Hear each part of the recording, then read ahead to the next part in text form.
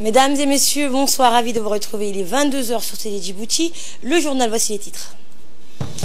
Un balai diplomatique et protocolaire s'est déroulé aujourd'hui au palais présidentiel où le chef de l'État a reçu les lettres de créance de 7 nouveaux diplomates représentant à la fois des pays africains, asiatiques ou européens. Et c'est une première qu'un président cubain se rende en Corée du Nord après la dernière visite de Fidel Castro il y a 32 ans. Un balai diplomatique et protocolaire s'est déroulé au palais présidentiel où le chef de l'État, Ismaël Omar Guelleh, a reçu les lettres de créance de 7 nouveaux diplomates représentant à la fois des pays africains, asiatiques ou européens.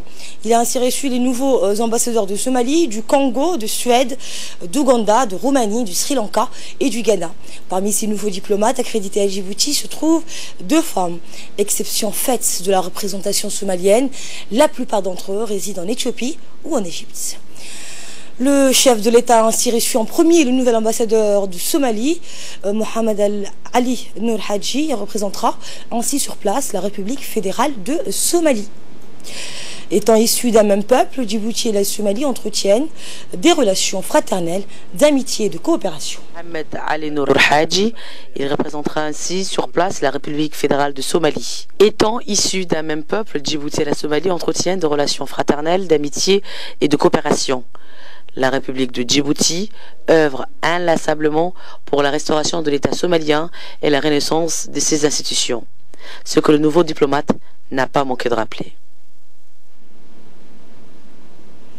Et par la suite, le chef de l'État a reçu les lettres de créance du nouvel ambassadeur de la République du Congo, Lazare Mayakat. Le diplomate est accrédité à Djibouti avec résidence à Addis Abeba. Djibouti et le Congo, sont tous deux donc membres de l'Union africaine et 2 pays ayant en partage la langue française. Les 2 pays entretenant d'excellentes relations d'amitié et de coopération. J'ai le très grand honneur et le grand privilège de présenter à son Excellence les lettres d'accréditation auprès de son Excellence en qualité d'ambassadeur extraordinaire et plénipotentiaire de la République du Congo auprès de la République de Djibouti avec résidence à Addis Abeba.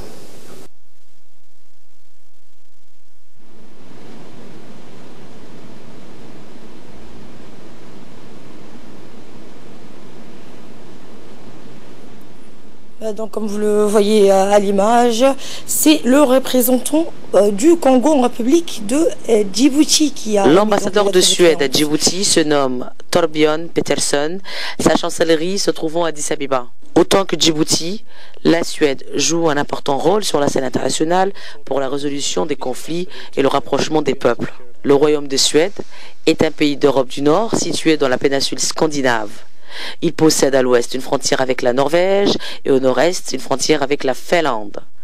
Peuplé de plus de 10 millions d'habitants, le pays a Stockholm pour capitale. La langue officielle est le suédois et la monnaie est la couronne suédoise.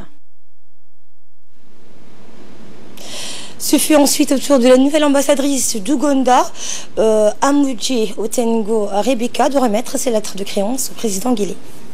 L'Ouganda et Djibouti entretiennent d'excellentes relations d'amitié et de coopération et en tant que pays africain, membres de l'Union africaine et de l'IGAD, coordonnent leurs actions pour résoudre les conflits régionaux, notamment au Soudan du Sud et en Somalie.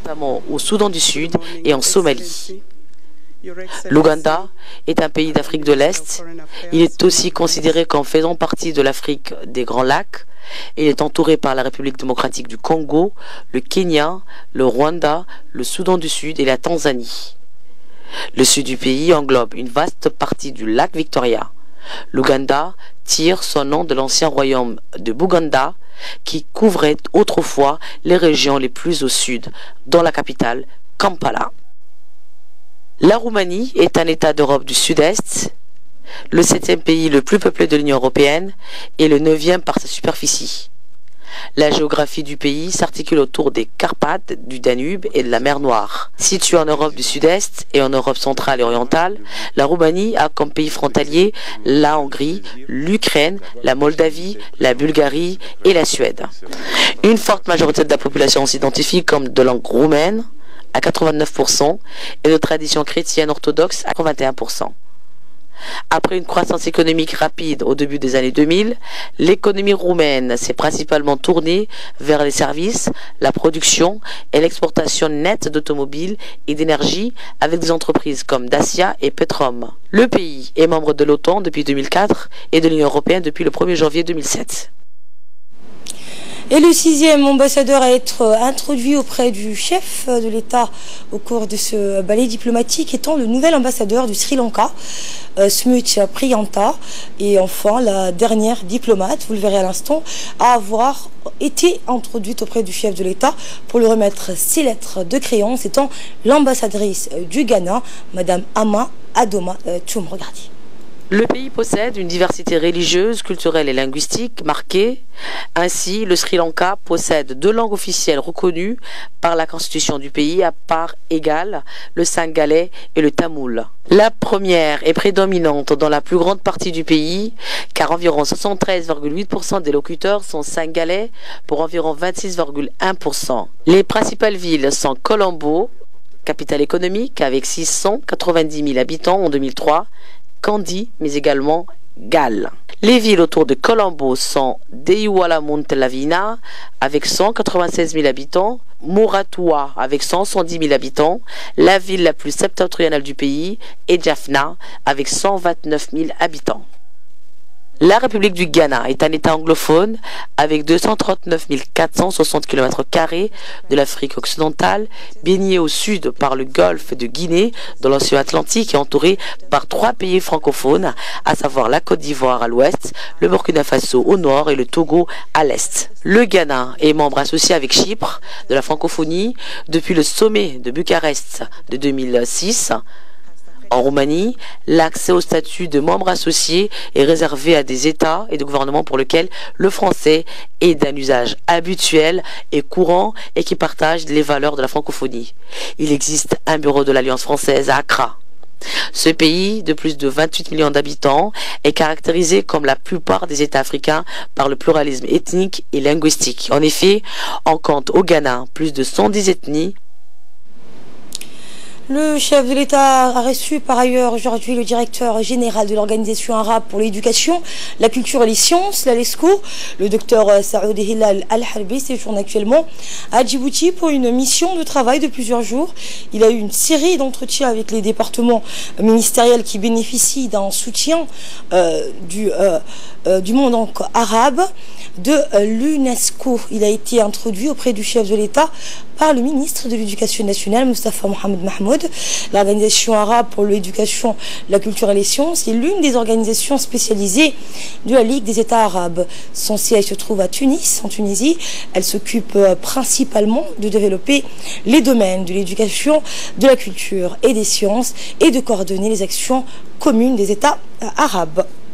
Le directeur général de l'Organisation arabe pour l'éducation, la science et la culture a exprimé dans une interview à l'issue de son entretien avec le chef de l'État ses remerciements et sa gratitude au président de la République pour l'accueil chaleureux qu'il a reçu, donc lui ainsi que sa délégation. Le docteur Saoud Hilal a souligné que sa visite en République de Djibouti s'inscrit dans les efforts de l'organisation pour promouvoir la présence de la langue arabe à Djibouti. Il a indiqué que les discussions avec le président ont porté sur les moyens de développer et les relations entre la République de Djibouti et l'organisation de l'UNESCO, l'organisation de la Ligue arabe pour l'éducation, la science et la culture. Tout à fait autre chose, la Commission nationale des droits de l'homme a tenu un atelier de formation au sein de l'Assemblée nationale pour les représentants du peuple. L'atelier de formation de la Commission nationale des droits de l'homme est présidée par le vice-président de l'Assemblée nationale, Elmi Absi Ouaes.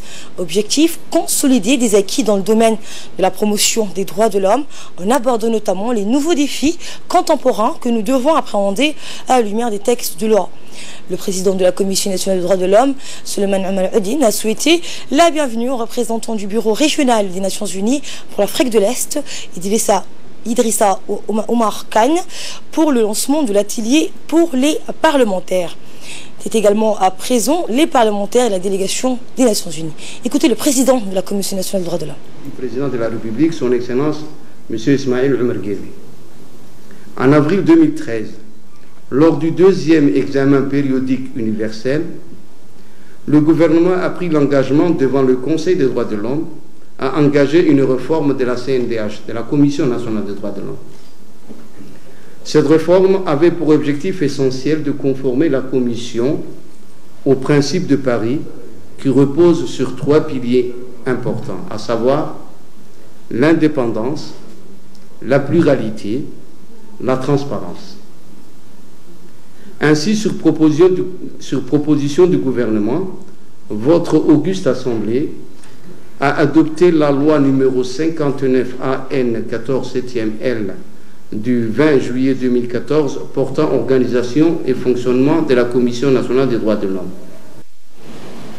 Également dans l'actualité, une cérémonie de pot de départ en l'honneur des 18 jeunes Djiboutiens qui devront travailler au Canada s'est tenue ce matin à l'Institut national de l'administration publique, l'INAP. Cette cérémonie a été placée sous les auspices du ministre du Travail, chargé de la réforme de l'administration, Hassan Idriss Amri, et ce en présence de son collègue de l'Intérieur, Hassan Omar Mohamed.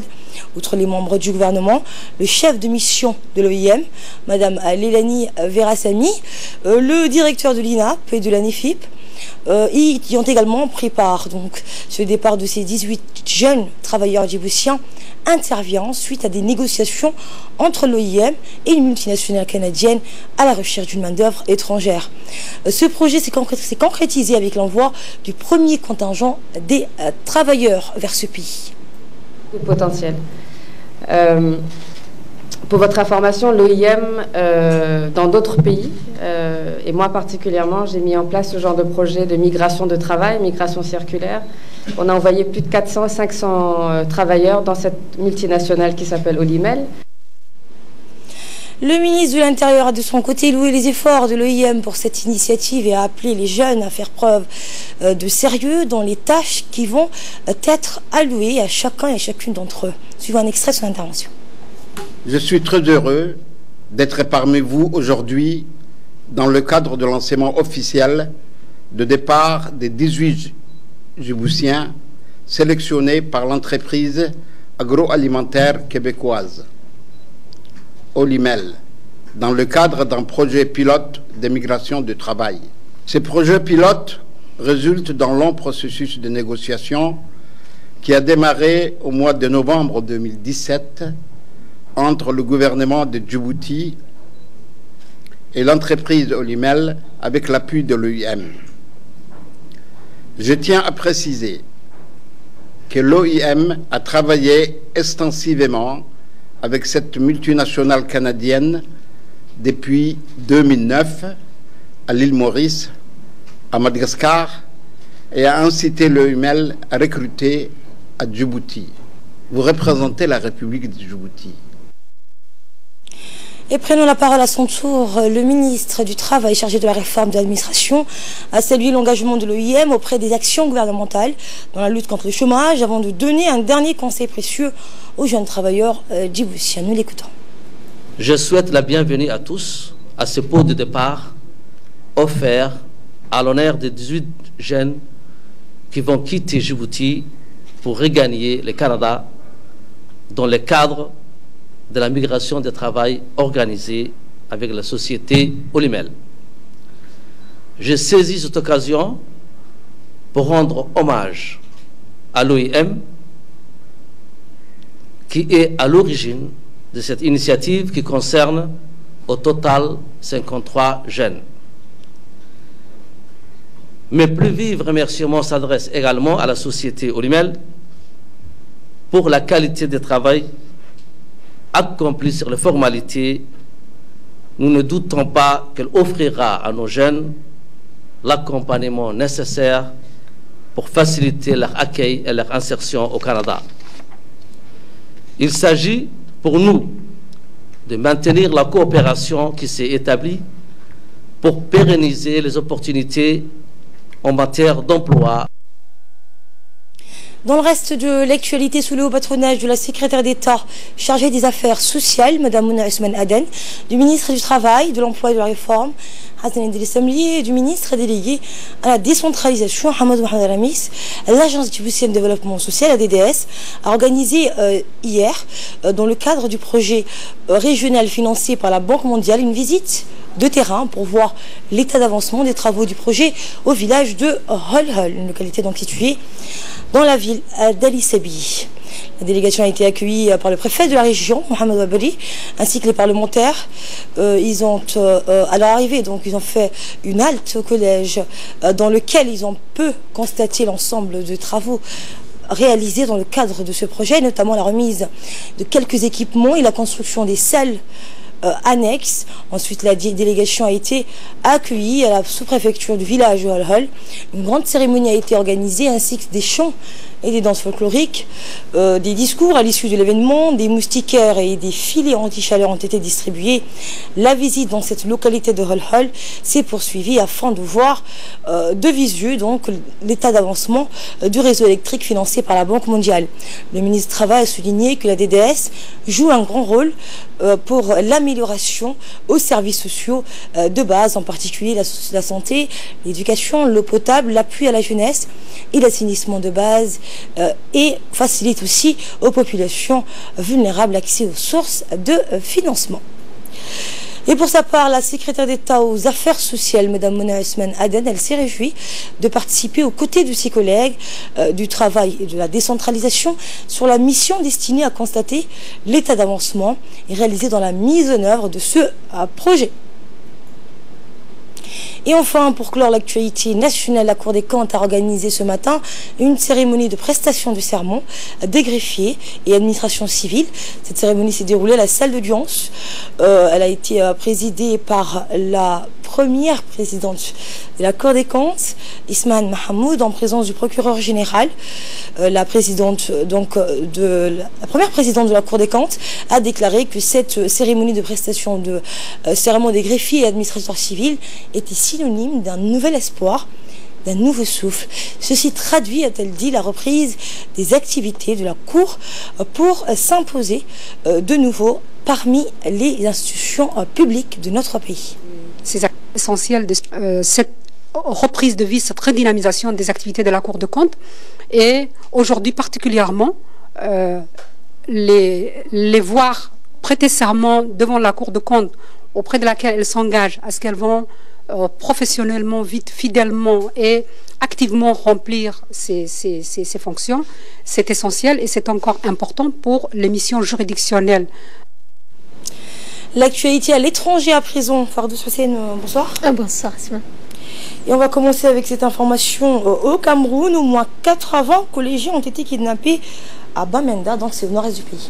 En effet, Asma, ces élèves kidnappés ont été kidnappés par un commando armé dans le collège de la ville de Bamenda, chef-lieu de la région anglophone du nord-ouest. Les autorités gouvernementales et sécuritaires qui ont confié l'information à l'agence de presse Reuters évoquent au moins 80 personnes kidnappées. Depuis le durcissement de la crise dans la région du nord-ouest et du sud-ouest fin juillet 2016, les séparatistes menacent toute activité étatique dans ces zones. La semaine dernière, des employés de la compagnie agricole étatique ont été imputés de plusieurs doigts. Selon les chiffres d'ONG, au moins 400 personnes ont perdu la vie dans des conflits anglophones. L'armée camerounaise, quant à elle, estime ses pertes en vie humaine à plusieurs centaines, dont des militaires. Le bilan n'est donc pas toujours connu par les côtés séparatistes. Et c'est dans les titres, Fardous, le président cubain accueilli par Kim Jong-un à Pyongyang, et c'est une première. La dernière datait de il y a 32 ans. En effet, Asma, c'est la première fois qu'un président cubain se rend en Corée du Nord après la dernière visite de Fidel Castro il y a de cela 32 ans. Miguel Díaz-Canel était à Pyongyang hier où il a été reçu par le leader nord-coréen Kim Jong-un. Selon l'agence officielle de ce pays nord-coréen, un consensus a été trouvé sur tous les sujets entre les deux dirigeants et en particulier sur la situation internationale. Alors que les discussions entre Washington et Pyongyang ont perdu leur souffle. Les Américains ont imposé de nouvelles sanctions à Cuba. Et on va finir avec un mot au sport et vous allez nous parler du marathon de New York. Et oui, Esma, c'est le Graal pour tous les coureurs de fond. Le marathon de New York, 48e du nom, et s'est couru hier sous un soleil radieux, 42 km, 195 d'efforts, qui sont aujourd'hui plus de 50 000 coureurs étaient alignés au départ. Chez les femmes, c'est la Kenyane Marie-Lethani Kroc, sa 4e victoire dans la grosse pompe, en s'imposant à 2h22 minutes et 48 secondes et plus de 3 minutes d'avance sur ses autres poursuivantes. À 32 ans, elle devient ainsi la première athlète la plus titrée sur le parcours new-yorkais grâce à un sprint final dans le Central Park. L'Éthiopien Lesla Desia l'emporte pour la première fois chez les hommes. Asma, il franchit la ligne d'arrivée avec 2 heures, 5 minutes et 59 secondes. Merci Fardous pour ces précisions. C'est tout pour ce journal et merci de l'avoir suivi. Passez toutes et tous une très bonne soirée sur nos antennes.